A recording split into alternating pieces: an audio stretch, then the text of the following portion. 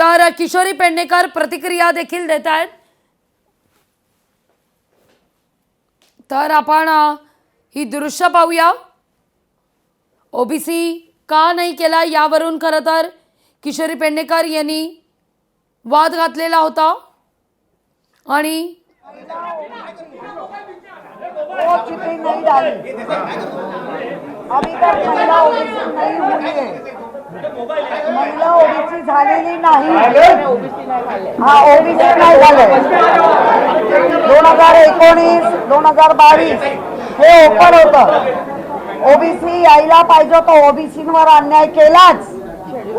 तोपर्यंत निवडणूक व्हायच्या आधी शेड्यूल कास्ट किती असायला पाहिजे आता त्यांनी नियम बनवला।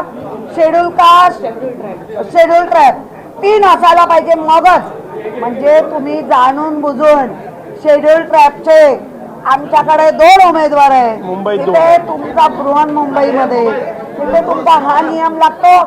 याचा अर्थ लॉटरी ठरवून केली म्हणून या संपूर्ण लॉटरी सिस्टम आणि त्यांचा असलेला निवडणूक प्रक्रिया याचा आम्ही धिक्कार करतो, निषेध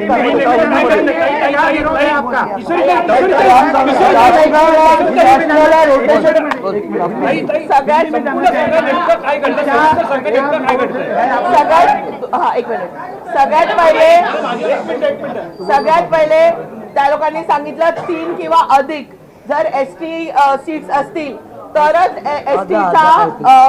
एसटीचा महापौर बसू शकतो। हे रूल पहिले आम्हाला कोणाला सांगितलं नाही किंवा आधी पहिले कोणी कधी डिक्लेअर केलं नाही। ठीक आहे, त्याच्यानंतर आता 2 वेळा ओपन कॅटेगरीमध्ये मुंबईचे महापौर बसले। ठीक आहे, तर मग आता जर ओबीसी तुम्ही रोटेशन वाईज काढले तर मग मुंबई त्याच्यामध्ये का नाही? का 2 ओपन कॅटेगरी ओबीसीवर अन्याय केला। ओबीसीवर मुंबईचा महापौर बसू शकला असता, एससीवर मुंबईचा महापौर बसू शकला असता। रोटेशन वाईज जर तुम्ही ओबीसीची कॅटेगरी काढली तर मग त्याच्यात मुंबई का नाही? 2017 2019 ला मुंबईचा महापौर ओपन कॅटेगरी मध्ये बसला, बरोबर आहे? पक्षाचं माइंडेड बघून काढलंय। मग तुम्ही आता पक्षांचे माइंडेड बघून या लॉटऱ्या काढले, याचा अर्थ सगळं मॅनेज आहे।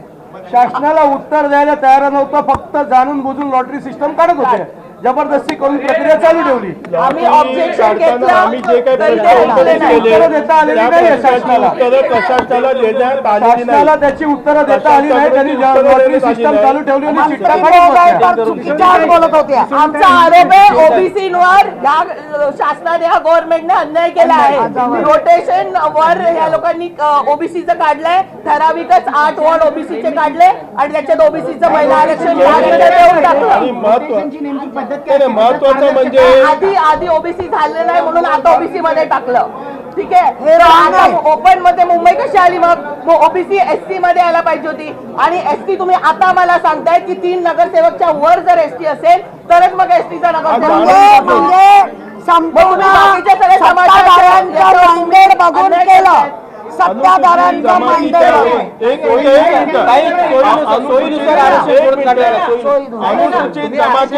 अनुसूचित जमातीचे 2 नगरसेवक आहेत हे कारण देऊन त्यांनी 3 पेक्षा कमी असल्यामुळे हा नवीन नियम लावून अनुसूचित जमातीच्या मुंबईला रिझर्वेशन देण्यात आलेलं नाही।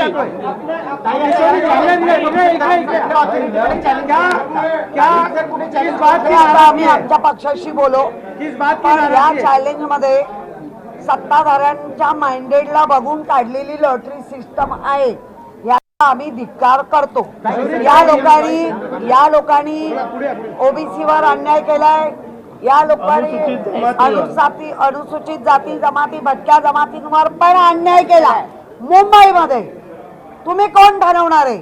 मग आधी डिक्लेअर करायचं होतं की 4 पाहिजे 5 पाहिजे तर काढू। तुम्ही आता सांगता की 3 नाही म्हणून आम्ही करत नाही।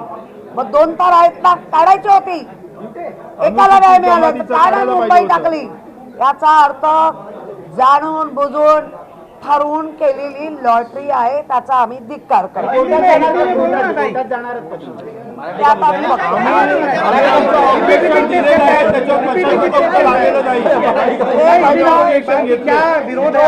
जो मुंबई में अत्याचार हो रहे मुंबई में बहुत से ऐसे पाड़े हैं जिसमें भटकी जमात रहती है, मुंबई में ओबीसी रहते, उनका जो मुंबई डाल के चिट्ठी डालनी चाहिए थी वो नहीं डाली है। पक्ष का माइंडेड देख के उन्होंने जो किया है वो गलत है, इसका हम निषेध करते हैं। लोकशाही मराठी ऐका, पहा, जागरूक रहा।